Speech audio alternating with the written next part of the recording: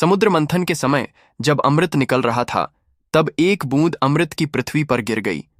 उस अमृत से एक शक्तिशाली असुर उत्पन्न हुआ, जलंधर।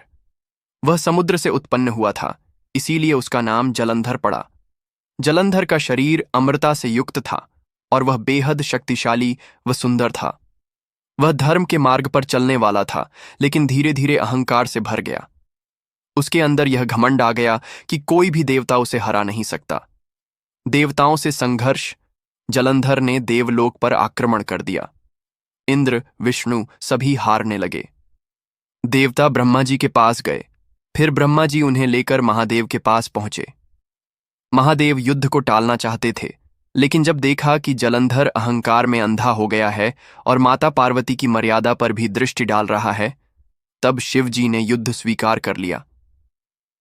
जलंधर का छल और पार्वती जी की परीक्षा। जलंधर को वरदान था कि कोई उसे मार नहीं सकता जब तक उसकी पत्नी तुलसी उसका पतिव्रत धर्म निभा रही है।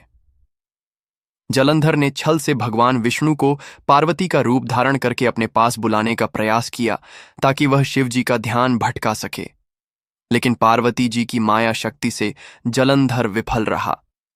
तब भगवान विष्णु ने स्वयं छल किया। उन्होंने तुलसी का रूप बदलकर उसका पतिव्रत धर्म तोड़ दिया। जब तुलसी को सच्चाई पता चली तो उन्होंने भगवान विष्णु को शाप दिया कि वह पत्थर बनेंगे, जिससे शालिग्राम का जन्म हुआ। महादेव का क्रोध और न्याय। जब जलंधर की शक्ति समाप्त हुई, तब शिव जी ने त्रिशूल से उसका वध किया।